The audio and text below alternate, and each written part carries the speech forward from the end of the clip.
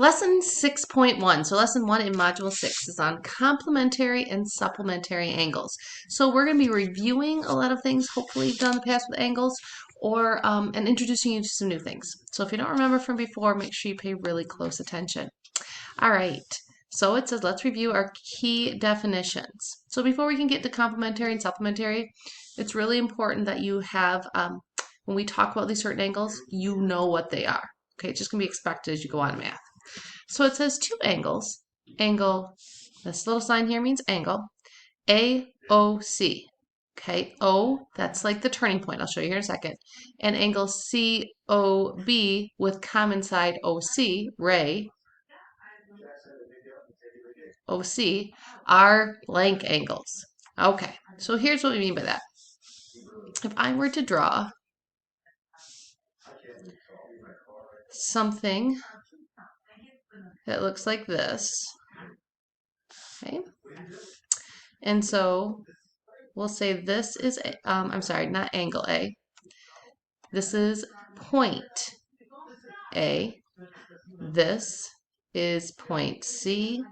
This is point B. And this is point O. Okay?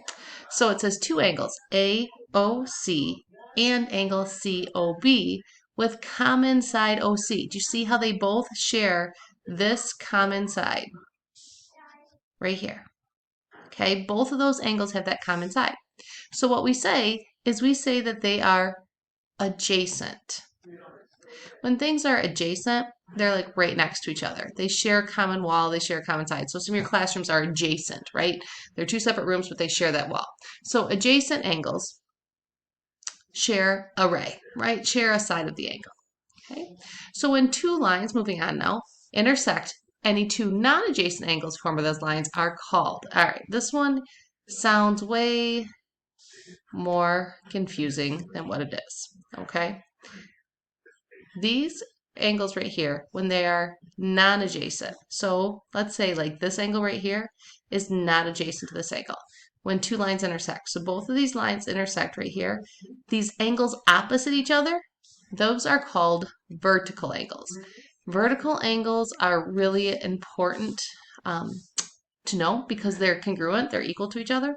So the same thing, these two angles over here, these opposite each other, they don't have that common adjacent side. They're called vertical angles. Okay, and then the last one that hopefully is review, and if not, you will be using these terms, so you should become more comfortable with it. Two angles are blank if they intersect at a point and any of the angles formed by the intersection lines is 90 degrees. Okay, so when we have something that looks like this, okay, so it's kind of like vertical angles, except they're specifically meet 90 degrees. So if you ever see that little square in the corner, that means 90 degrees. You see it in the corner of rectangles and everything. Okay, that means those lines are perpendicular. Okay, perpendicular. Okay, perpendicular. Two segments or rays are perpendicular if the lines containing them are perpendicular lines. Okay, so these are perpendicular if they meet, if they intersect at 90 degrees. Okay, so let's use these angles to kind of dive in more and kind of work with what they mean. So it says complete the missing angle before, missing information in the table below. In the statement column, use the illustration to write an equation. Okay, and we're going to learn some abbreviations too. So adjacent angles. We talked up here that adjacent angles are the ones that share a common side. Okay, so adjacent angles, you add them together. Okay, so we're going to put angles, add, is our abbreviation, angle sign, angles, add. And now if you look over here, it's really important that you pay close attention to this because you're going to see something like this in your homework. Okay, this line right here by the C means that this whole angle from here to here is C degrees. A is only from here to here, and B is only from here to here. So you got to really pay attention to that curved line. Okay, so if we're writing an equation about this and we know that we add adjacent angles together, can you see how A and B. So again, they're adjacent because they share this common side right here. Okay, A and B all together make up C. So I would say A plus B equals C. The measurements of adjacent angles add together. Okay, so we add adjacent angles together to get the big angle. All right, now vertical angles. We just use vert angles. I'm going to use the angle sign a lot. Okay, vertical angles have equal measures. This is why vertical angles are so important that you know. Okay, so when remember vertical angles up here, okay, they're the angles opposite each other, okay, when lines intersect. So you can see these two lines intersect here at point C.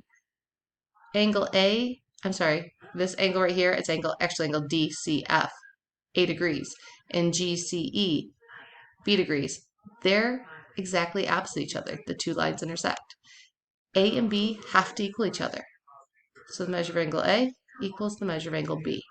Okay, so if I knew this was 20 degrees, I already know what B is. So vertical angles, once you get comfortable finding them, once you know one, you know the other. All right, so let's now move to angles on a line. All right, so angles on a line. You've dealt with a line before, right? And it says here, right down here, the sum of the measurements of the two angles formed is 180 degrees. Think about what you know about a straight line. When you've done degrees in the past, a straight line is a straight angle. It means that it's 180 degrees. Okay, so from here, nope, that's not going to work. So from here to here, it's 180 degrees. So angles on a line, for our abbreviation, we'll just the angle sign, angles on a line. All right, so if we look here, we have the angle ABC, and we have the angle CBD. When we put those two angles together, it forms a straight line. It's 180 degrees. So if we know that the measure of ABC is angle A, and the measure of CBD is angle B, when I add those together, they have to equal 180. Now likewise, if you look at angles at a point, not surprisingly, our abbreviation is going to be angles at a point. Okay, think about going all the way around here, right? How many degrees is in a full circle? 360. So in this case, so now it's not just a straight line, right? But we have angle A here, we have angle B right here, and we have angle C right here. All three together, when you put them all together, that gives you a complete circle. The sum of all the measurements in the angles is 360. So angle A, or I'm sorry, it's not angle A, it's angle BAD.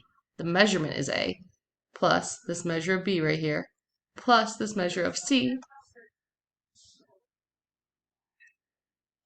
equals 360 degrees. So these are really similar.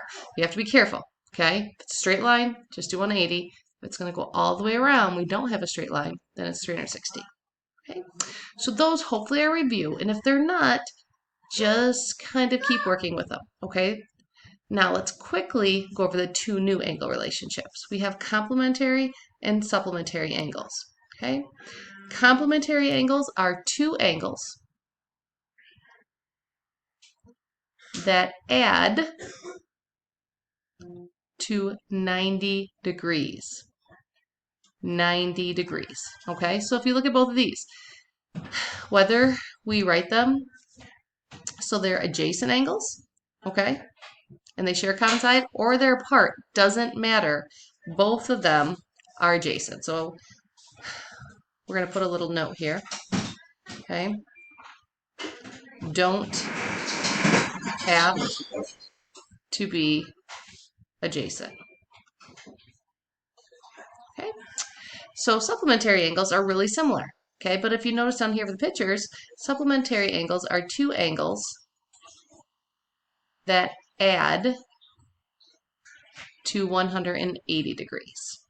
Okay, so at these two angles down here, okay, again, they can be adjacent or they don't have to be adjacent. Okay, so complementary and supplementary angles do not have to like connect together, but if you notice in both of these, 30 plus 60 equals 90, 30 plus 60 equals 90, 120 plus 60 equals 180, 120 plus 60 equals 180. Okay, so we're going to be using these, actually all of these types of angles, to solve for missing angle measures.